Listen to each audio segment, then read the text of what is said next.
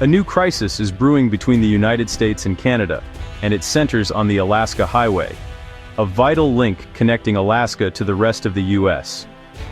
As of October 6, 2025, British Columbia is threatening to impose steep tolls on American trucks using the highway, a move that could isolate Alaska and disrupt its supply chains. This isn't just a fee hike. It's a direct response to escalating trade tensions, with BC leveraging its control over the highway to pressure Washington. For decades, this route has symbolized U.S. Canada partnership. Now, it's a flashpoint in a growing trade war.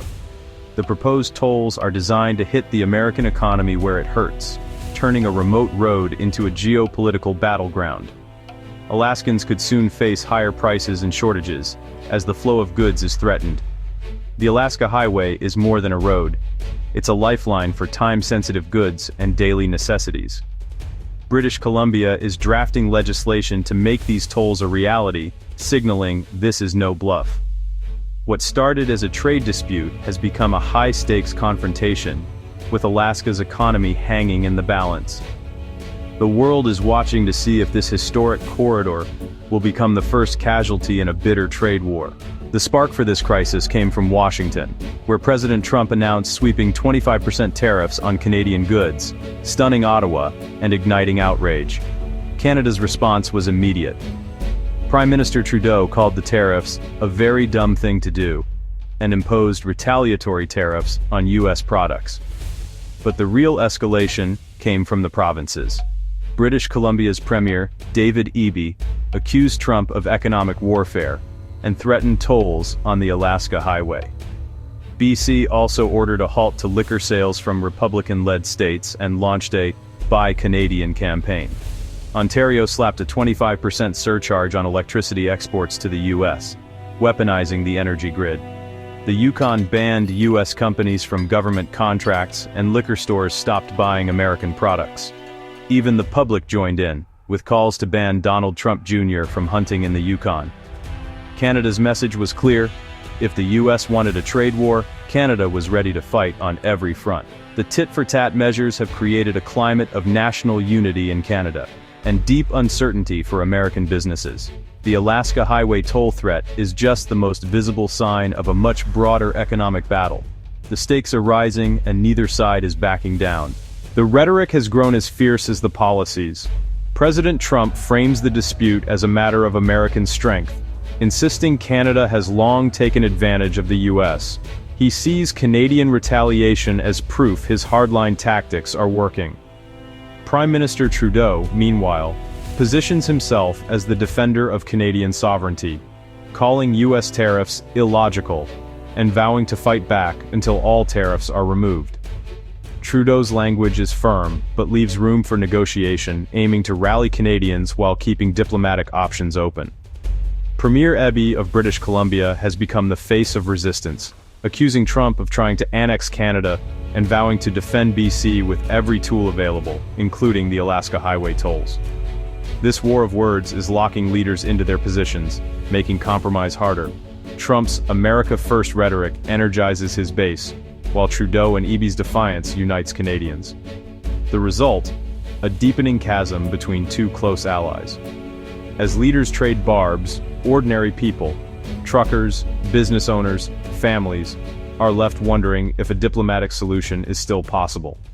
The longer the standoff continues, the more entrenched both sides become. The risk of escalation grows with every passing day. For Alaska's 734,000 residents, this isn't just politics. It's a threat to daily life. While most cargo arrives by sea, the goods that come by truck, fresh food, electronics, oil industry supplies, are often the most critical. New tolls would drive up prices on everything from groceries to construction materials, hitting families and businesses hard. The Alaska Trucking Association warns that higher costs could force some operators to abandon Alaska routes, reducing choices and raising prices even further. The state's oil and construction industries, already facing challenges, could see delays and lost investment. Alaskans are used to isolation, but this dispute brings a new kind of uncertainty.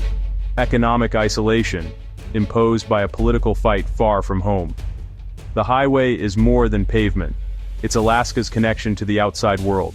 Now, that connection is at risk of becoming a bargaining chip in a trade war they never asked for. The Alaska Highway isn't just a supply route, it's a monument to U.S. Canada cooperation. Built in 1942 during World War II, it was a strategic lifeline, constructed in just 8 months through some of the world's toughest terrain. The project was a symbol of shared purpose, linking the two nations in a time of crisis. The highway's history also includes a powerful civil rights legacy. Black U.S. Army engineers, working under harsh conditions and discrimination, played a crucial role in its construction. Their success helped pave the way for the desegregation of the U.S. military. Today, Alaska honors these forgotten heroes every October 25th. The highway stands as a testament to military cooperation, engineering achievement, and the fight for equality. That this symbol of unity is now a point of conflict is a bitter irony. The current standoff threatens not just commerce, but the legacy of partnership the highway represents. Alaska's leaders are caught in the crossfire, pleading for calm and a diplomatic solution. Governor Mike Dunleavy urges both Washington and Ottawa to resolve the dispute before irreparable harm is done. State Senator Robert Myers voices concern for communities that rely on the highway for essentials like food and heating. Alaskans feel like pawns in a game they didn't start, facing the harshest consequences of decisions made far away. Business groups warn that tolls could disrupt supply chains and force trucking companies to reconsider Alaska routes. The Alaska Trucking Association calls the tolls a recipe for chaos, hurting consumers and businesses on both sides of the border. The frustration is bipartisan and widespread. Alaskans want negotiation, not escalation. Their calls for compromise grow louder as the threat of economic isolation looms. The Alaska Highway is just the beginning. Canada's retaliation is spreading to other sectors. BC's liquor ban on Republican-led states is a symbolic move, but it stirs political tensions in the U.S. The real economic threat lies in the cruise industry. Nearly 2 million tourists visit Alaska each summer, via ships that must stop in BC ports. If BC extends its retaliation to cruise ships, Alaska's economy could take a massive hit. Ontario's electricity surcharge shows how deeply the two economies are intertwined. Higher energy costs could ripple across the U.S. Midwest and Northeast. Canada's strategy is clear. Apply pressure across multiple industries to force a U.S. retreat. The longer the dispute drags on, the more sectors are at risk, from auto parts to tourism to energy. The partnership between the U.S. and Canada is a complex web, now under strain. The Alaska Highway fight could be just the start of a much broader economic unraveling. The U.S. and Canada now stand at a crossroads. The best-case scenario is a quick return to negotiations, with both sides rolling back tariffs and toll threats. But with President Trump's hardline stance and a distracted Washington, a prolonged conflict is more likely. If BC follows through on tolls, the U.S. may retaliate further, deepening the economic spiral. The stakes go beyond dollars. They threaten the trust and stability that have defined the U.S.-Canada alliance for generations. Economic warfare between two close friends sends a troubling message to the world.